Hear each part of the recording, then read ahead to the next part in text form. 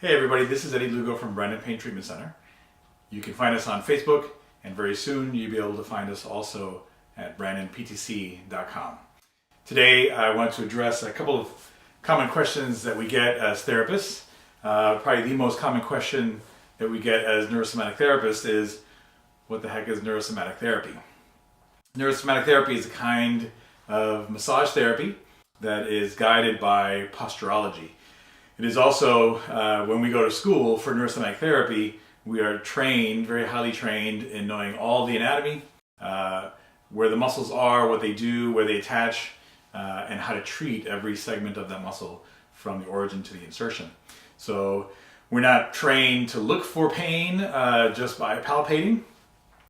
We actually want to think it through and try to figure out what is causing that person's pain.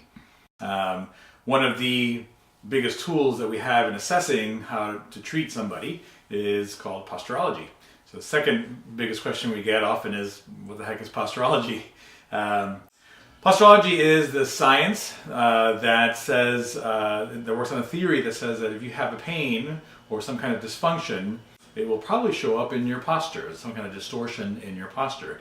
Very often, when someone comes in with a shoulder pain, for example, that shoulder might be raised up somewhat. And that'll tell us, when we do the Postureology chart, if that right shoulder, for example, is high, we can say, oh, what's going to raise that shoulder high that way? What muscle specifically would do that sort of thing? So one of the first things we might look at, for example, is upper trap. But what if there's a pain at the top of the shoulder and that shoulder is low? If that shoulder is low, then we have to think of what muscles are pulling that shoulder down, and maybe the pain over the top of the shoulder is an eccentric pain. That is, that the muscles below the shoulder, like lat for example, is overpowering the muscles at the top of the shoulder, like upper trap. And so the bottom of the shoulder, they would be concentric, the top of the shoulder, they might be eccentric. To make matters even a little more complicated, it might not be that the shoulder is just raised or lowered. It might actually be that the shoulder is rotated up or down. So we would look at the muscles that would rotate the shoulder up or down. If a shoulder blade is rotated upwards, for example, where the AC joint is raised up, muscles like the teres major minor would be involved with that. Certainly upper trap as well. And so now we're thinking, well, what is causing that issue with teres major minor? So we will treat the muscles, of course, that are causing the pain, and try to understand the trigger points that are causing the pain as well with massage therapy techniques.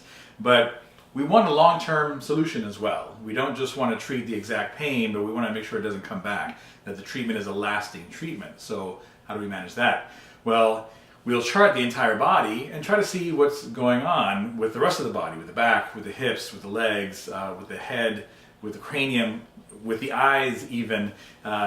So why is it that that shoulder is rising up and it keeps rising up for some reason? It could be that there's a hip tilt, and because there's a hip tilt, the body is tilting in one direction.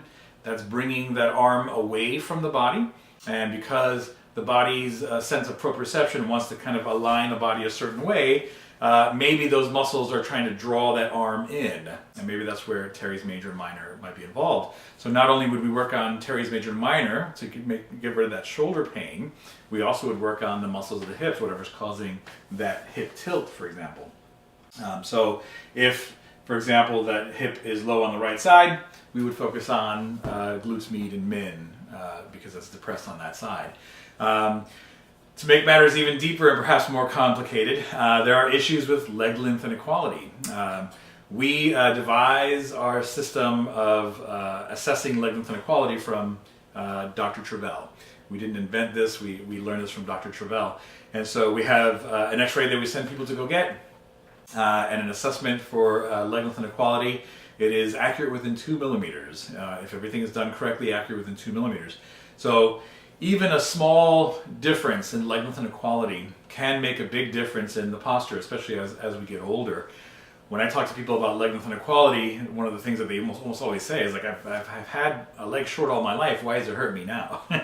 Well, the joints are wearing as you get older. So your body might have been able to accommodate that leg length inequality when you were younger because you had a lot of joint space. As you get older, you have less joint space, and those bones now are starting to come closer and closer and closer in the joints, the knee joint, the hip joint, for example, and then those bones start hitting, and you've got pain for the rest of your life. So we do assess for leg length inequality, and we put people in a full foot lift if we find that we need to do so.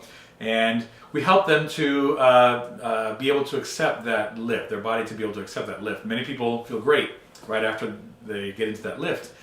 Some people get put into a lift by their chiropractor, for example, or some other practitioner, and they say that they take it out because they feel miserable. Well, you know, if you're 50-something years old, probably for 40-something of those years, you've had one short leg, and your body is used to having that short leg. So when we put you in that lift, now your body's doing something totally different. So it's our job to assess that. We do the Postureology chart for the leg length inequality. We see after we put you in a lift how your body might change before and after, and we work on those muscles, and we show you how you can help yourself also in working on those muscles. That way your body will accept that lift. These are just a few ways, some of the more important ways in which we help people with that long-term solution for their pain. There are other ways in which we assess people as well. We will look at people laying on the table as well as standing. We look at people sitting as well, because your body does different postural things. For example, if that right shoulder is raised up when you're standing and it's raised up when you're laying down as well, that means you have a lot of spasm there, right? That's called a fixation. So there's a muscle concentrically spasming, and so we got to work on that muscle to see what's going on there. Let's say, for example, the shoulders are even when you're standing, but when you lay down, that right shoulder goes up. You know, the posture changes when you lay down. Now we're talking about something completely different. We're talking about subtle proprioceptive mechanisms, SPMs. An SPM is where there's something going on with an organ somewhere, with the viscera somewhere, and the neurological activity from whatever that injury is starting to bleed over into the muscles. So standing, you don't see it, but laying down, because you don't have to use your muscles posturally as much, it starts to show up. So a shoulder pain might not show up in standing position, but it might show up in laying down position, and that might have something to do with the heart, for example, and we can treat the heart or the lungs or whatever the issue may be. So those are SPMs. We also look at something called the righting reflex. Your body has to right itself because we're bipedal. It has to right itself a certain way so that we can balance as we walk and move throughout space. Largely that has to do with your eyes and your ears. I found that people's posture will completely change according to the eyes and ears. You want to balance your eyes and ears, or you're going to get dizzy, have vertigo, get car sick, seasick, and your body will torture itself to get your eyes and ears just right. And sometimes you just can't manage it. So you might, for example, get a headache. So we do work on the muscles for the trigger points from the neck, for example, for headaches, and the jaw for headaches as well. But part of that issue might be the righting reflex. That might not be enough to have a lasting effect.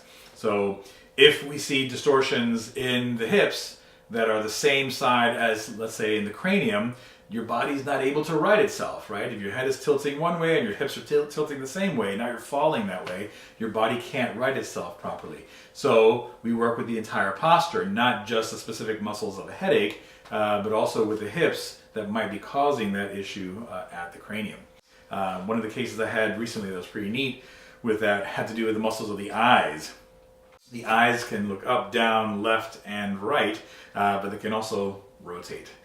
So I had somebody with a head that was tilting in a certain direction, and no matter what I did with their neck, the head wouldn't stop tilting. Once I worked on the eyes, the head came back upright. A really fascinating case to see how the eye muscles can actually affect the posture of the neck and the body.